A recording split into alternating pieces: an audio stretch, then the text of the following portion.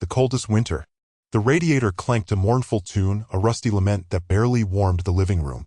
Tom adjusted the threadbare blanket draped over the playpen, checking on Lily and Leo.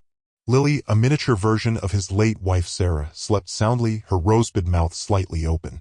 Leo, however, was wide awake, his blue eyes, so like Tom's, fixed on the mobile of felt stars hanging above him. He gurgled, a wet, happy sound that momentarily eased the ache in Tom's chest. He glanced at the clock on the microwave, its digital numbers blinking accusingly. 6:17 a.m. He had to leave for the bakery in less than an hour. He'd been lucky to pick up a few shifts since everything. The meager income barely covered rent and diapers, let alone the mountain of other expenses that seemed to multiply with each passing day. Tom tiptoed to the kitchen, the linoleum cold against his bare feet. He'd skipped breakfast again. Coffee would have to do. He filled the kettle, the metallic screech echoing in the small apartment. He needed to call Mrs. Rodriguez about the overdue rent. He needed to figure out how to fix the drafty window in the bedroom. He just needed Sarah. The kettle whistled, a shrill interruption to his spiraling thoughts. As he poured the boiling water over the instant coffee, he noticed the empty milk carton on the counter. Panic tightened his throat. He remembered the last grocery trip, stretching the last few dollars to buy formula. He had been so focused on making the formula last, he'd forgotten about milk for Lily and Leo cereal. He rummaged through his wallet, pulling out a handful of lint and a crumpled $5 bill. Not enough. Not nearly enough. He checked the pockets of his jeans hanging over the back of a chair. Empty. He swore softly under his breath, the sound swallowed by the rising steam from his coffee. Leo started to fuss, his happy gurgles turning into frustrated whimpers. Lily stirred in her sleep, her tiny hands clenching and unclenching. Tom felt a wave of nausea wash over him. He couldn't fail them. He wouldn't. He walked over to the playpen, scooping Leo into his arms. "Hey, buddy," he whispered, nuzzling his cheek against Leo's soft hair. "Daddy's got you. Everything's going to be okay." He knew he was lying. He had no idea how everything was going to be okay. The temperature in the apartment seemed to have dropped several degrees. This wasn't just winter arriving. This was the coldest winter he'd ever known. He held Leo tighter, feeling the weight of his children, the weight of his responsibility, crushing him under its immense burden. A father's sacrifice. The emptiness in Tom's gut was a dull roar compared to the cavernous hollowness in his soul. His gaze snagged on the worn leather jacket slung over the kitchen chairback. It wasn't merely outerwear, it was a bulwark against Oakhaven's icy fangs, a silent promise whispered on the harshest nights, and the last tangible asset he owned. In the corner, two tiny hands waved from the crib. Leo and Lyra. Their whimpers this morning had lacked their usual vigor, a feebleness that struck a deeper terror than any tantrum. The formula tin scraped near empty. He'd eked out every last grain, stretching it thinner each day, a shameful secret that scorched his palate. Pride had already been swallowed whole at Mrs. Henderson's store, leaving behind a debt he wasn't sure he could honor. He stroked the jacket's softened, cracked hide. Fragments of yesterday clung like ghosts, Sarah's perfume, a whisper of what was, the memory of their first embrace, both cocooned within its confines. He squeezed his eyes shut, the sharp sting of bereavement a familiar assailant. "I'm sorry," he rasped to the silent room, the words snagged and broken. "God, I'm so sorry." The decision sealed. Each footfall felt weighted with lead. Outside, the air bit with frost, scouring his inadequate sweater. He huddled deeper, his hands plunged into empty pockets, craving the impossible luxury of gloves. The wind shrieked, a ravenous beast clawing at exposed skin. He regretted skipping breakfast. His body was devouring its reserves merely to stay alive. The market square presented a desolate tableau of shivering merchants and equally chilled patrons. He carved out a meager sanctuary near the fountain, its sculpted water frozen into a macabre parody of life. Unfurling the shaky, small table borrowed from Mrs. Henderson, he displayed the jacket with meticulous care. It looked abandoned, vulnerable beneath the open sky. He stood guard, his breath blooming white in the frigid air, trying to ignore the glances laced with pity. Passers-by lingered momentarily, their eyes drawn to the leather, before hurrying past. He imagined their thoughts. A man brought low, pawning his history. He was that man laid bare. Time bled into an eternity of numb fingers and uncontrollably chattering teeth. He could almost hear the twins' frail cries carried on the wind, a haunting melody that fueled his resolve. This was necessary. He had to. an unexpected observer. From her skyscraper perch, Eleanor Swift commanded a kingdom of reflective glass and unyielding ambition. The drone of a conference call mingled with the rustle of quarterly reports scattered across her mahogany expanse, the weight of Swift enterprises pressing down. Lily's, fragrant but ultimately futile, attempted to soften the atmosphere. She craved respite from this polished existence. Saturday found her amidst the throng at Oak Haven's farmers' market. A joyful pandemonium assaulted her ears, boisterous bargaining, peals of laughter, and the tuning of a bluegrass band. The mingled sense of warm bread and rich earth supplanted the sterile air she usually breathed. Drawn in by the vivid tapestry of colors and communal spirit, she discovered him. He stood by a stall laden with handcrafted wares, his worn leather jacket casually draped on a mannequin. Instead of aggressive salesmanship, he offered gentle explanations, smile lines deepening around his eyes with each interaction. Eleanor observed a young mother struggling with a fretful child paused by the jacket. He later identified as Tom, patiently detailed the leather's quality and meticulous stitching. The woman's longing gaze betrayed her financial constraints. Eleanor saw the conflict flicker across Tom's face. A moment's hesitation, then he called out with quiet urgency, "Excuse me." He retrieved the jacket, offering it. "How about $20? The woman's surprise was evident. "But that barely covers the cost of materials." "It's enough," Tom insisted, his smile tight. "Consider it an early gift." The transaction unfolded before Eleanor, a swell of emotion rising within her. She witnessed the woman's gratitude, the subtle tremor in Tom's hand as he accepted the crumpled bills. His inherent decency shone, a beacon against the ruthless landscape she knew so well. As he turned, his gaze met hers briefly. Fatigue tinged his eyes, yet a spark of something altruistic burned within. He quickly averted his gaze, rearranging his display, a blush creeping up his neck. An unexpected pull resonated through Eleanor, a connection bridging the gulf between their lives. This wasn't mere charity, it was a glimpse into the very heart of a man who prioritized humanity over profit, who'd sacrifice for another's happiness. A conviction bloomed within her, startling in its intensity. She had to act. She had to extend a hand. A generous offer. Tom watched the retreating back of the antique dealer, a knot loosening in his stomach. $20. Not a king's ransom, but enough for a few days' worth of milk. He turned, ready to face the curious stares he felt boring into him, when a voice cut through the late afternoon bustle. "Excuse me, mister." He turned to see the woman from the auction, the one with eyes that missed nothing. She was even more striking up close, her dark hair catching the last rays of the sun like polished obsidian. He swallowed, suddenly self-conscious in his threadbare shirt. "Just Tom," he mumbled. "Tom. I'm Eleanor Vance." She extended a hand, her grip firm and surprisingly calloused. "I couldn't help but notice you sold that jacket." He flushed. "Yeah, well, needs must." Eleanor's gaze softened. "I understand. It was a beautiful piece.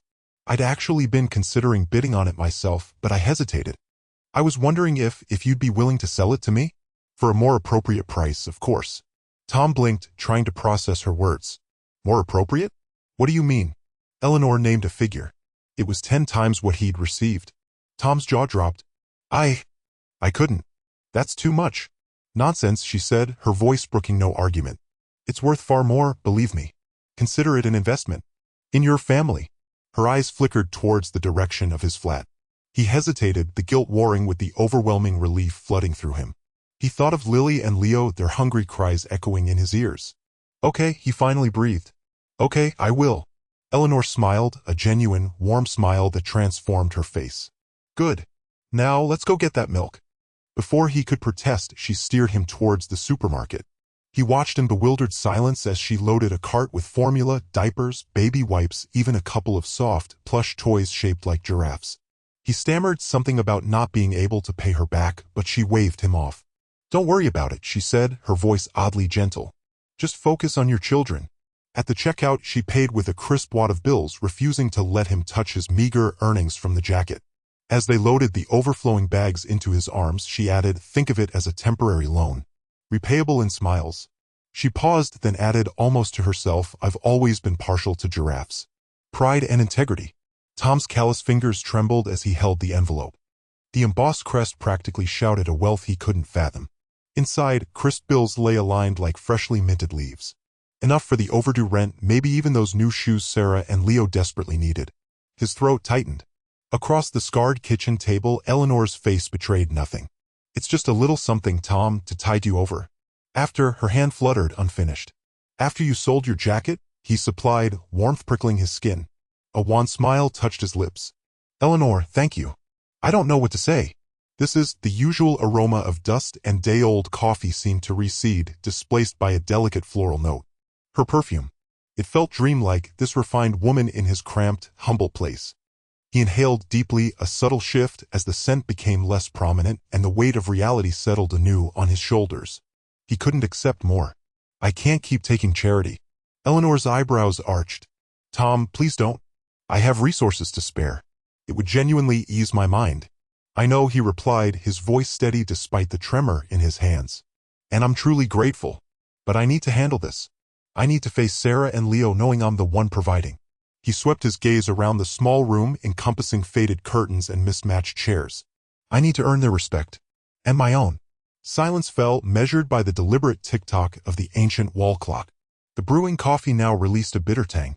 He feared offending her, a mistake he couldn't afford. Finally, Eleanor nodded slowly, a glint of something akin to admiration in her gaze. I understand, she murmured. It takes strength to ask for help, but a rarer strength to refuse it. She retrieved her purse, the supple leather gleaming softly. But promise me, Tom, if you reach a true crisis, you will call me. She extended a card, the gold lettering announcing her title and company. The small rectangle felt heavier than it should. I promise, he affirmed, slipping the card into his jeans pocket, the smooth surface incongruous against the worn denim. He walked her to the door, the hinges protesting with a mournful creak. As she turned, her gaze lingered. You possess an uncommon trait, Tom, integrity. Don't relinquish it. Then, a fleeting smile, and she was gone, leaving behind only the ghost of her perfume, a reminder both of generosity and his own stubborn pride. The sinking sun spread long, dramatic shadows across the room, casting the worn furniture in hues of rust and slate. He returned to the table, picked up the envelope, and meticulously counted the bills. It wouldn't erase everything, but it would buy him breathing room. Time to hunt for a legitimate job, time to demonstrate he could manage on his own. Time to earn his children's esteem and recapture his own. Building a friendship. Eleanor hesitated at the doorstep, a basket laden with homemade muffins and a small, plush giraffe clutched in her hand. She debated this visit for 2 days, worried about appearing intrusive. But the image of Tom's weary face haunted her. Taking a deep breath, she knocked. Tom answered, his eyes widening in surprise. He looked less haggard than she remembered, though the dark circles under his eyes remained. Eleanor? What a surprise. I hope I'm not intruding, she said, offering the basket. I just wanted to check on the twins and, well, I brought these. He accepted the basket with a grateful smile. The aroma of cinnamon and apples filled the small hallway. That's incredibly kind of you.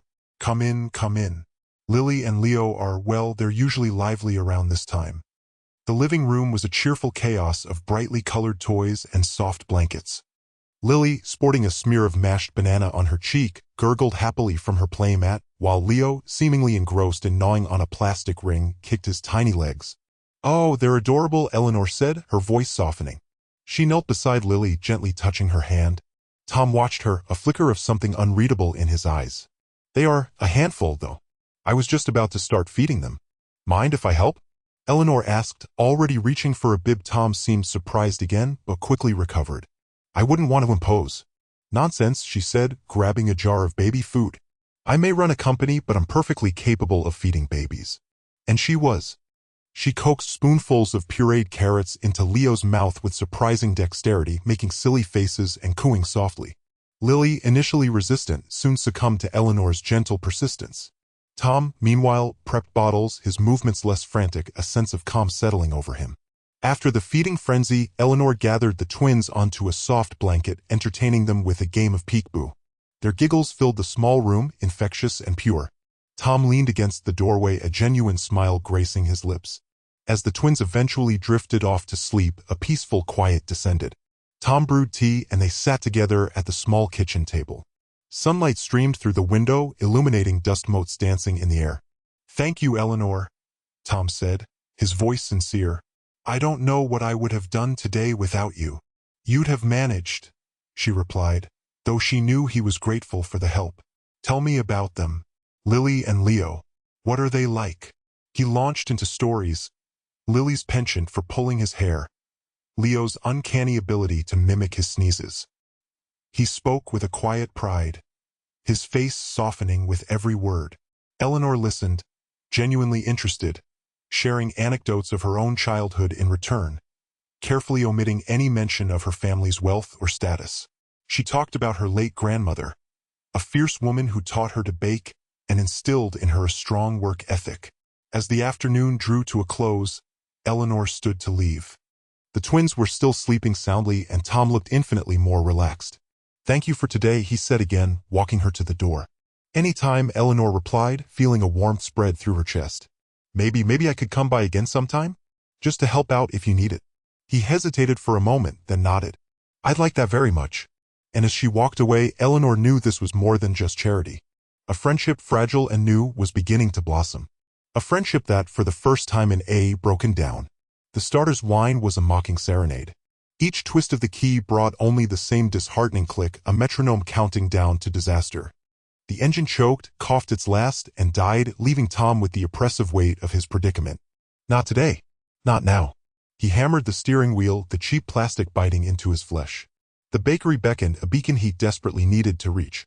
Mrs. Higgins depended on him, and a missed shift was a luxury he couldn't afford, not with the twins' worn-out shoes and the electricity bill a looming specter. He propped open the hood. A labyrinth of greasy metal confronted him, a language he only vaguely understood. Grabbing a wrench, the tool a cold comfort in his clammy grip, he tightened a stray clamp, nudged a dislodged wire, a phantom echo of his father's lessons surfacing from the mists of time. Futile. Next, the jumper cables, a desperate gamble involving Martha's geriatric Volvo. The twins perched on the porch, their gazes alight with hope. The Volvo strained, its engine protesting the effort, but Tom's car remained stubbornly inert.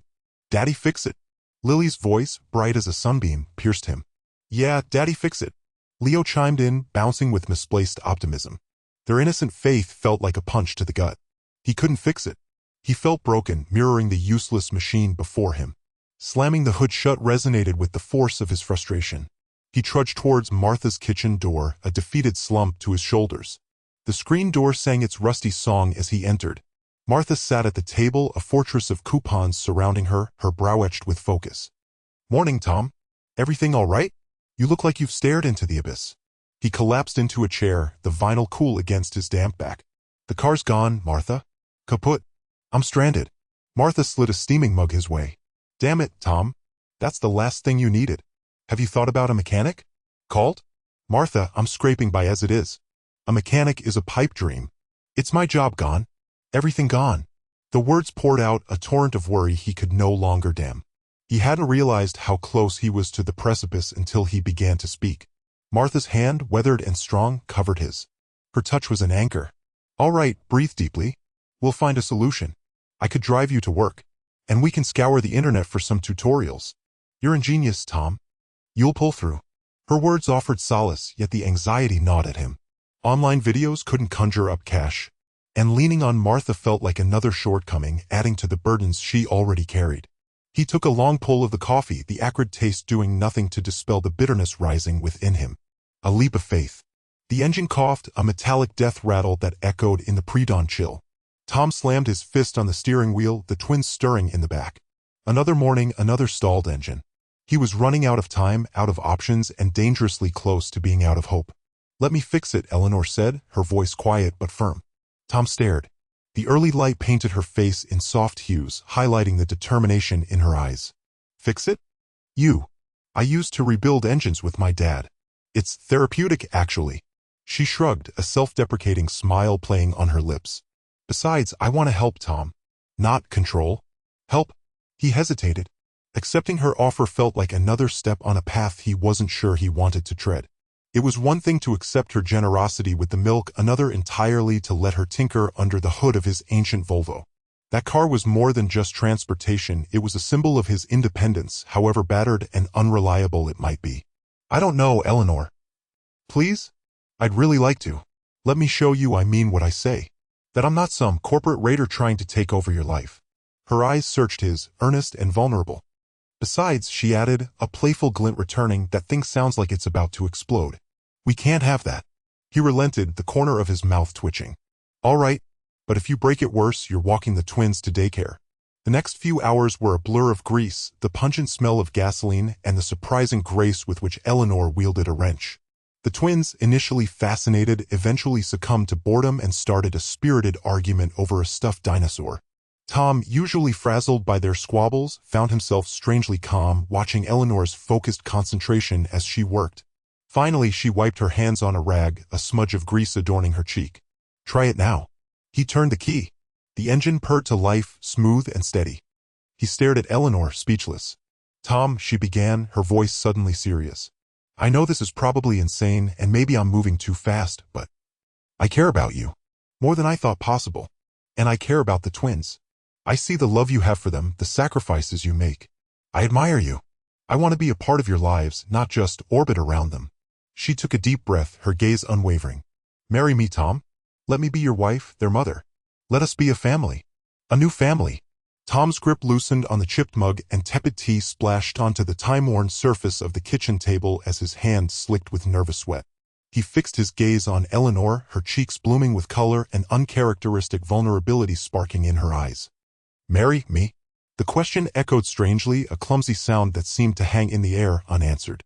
Eleanor's smile flickered, a momentary eclipse before returning full force. "Yes, Tom.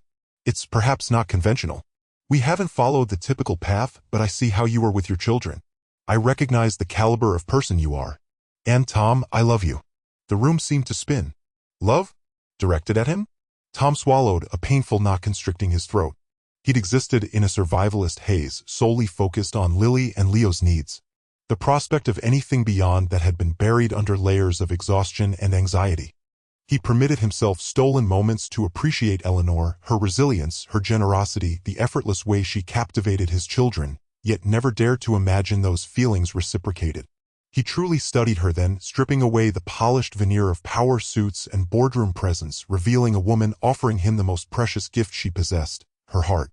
And in that instant, clarity washed over him. He loved her too. Not just with thankful affection, but with a profound and tender longing he hadn't experienced since, perhaps ever. "Eleanor," he began, his voice thick with a sudden rush of emotion. He reached across the scarred tabletop, his calloused hand enveloping hers. I'd resigned myself to a life without this. Someone like me." She squeezed his hand, her eyes filled with understanding. "Hush. Don't say that. You are a remarkable man, Tom, and I'm the incredibly fortunate one that you're even entertaining my proposal." He rose, gently drawing her up with him. "Entertaining it?" "Eleanor, yes. A resounding yes. I adore you. I adore Lily and Leo. And the thought of sharing my life with all of you, it's a dream I never thought possible."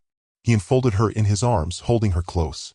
She smelled of expensive perfume interwoven with a unique essence, uniquely Eleanor, a comforting aroma of warmth and sharp wit. Later that evening, after the twins were snug in their beds, their faces gleaming with cleanliness and the calming scent of lavender, Tom, Eleanor, Lily, and Leo gathered in the cozy living room.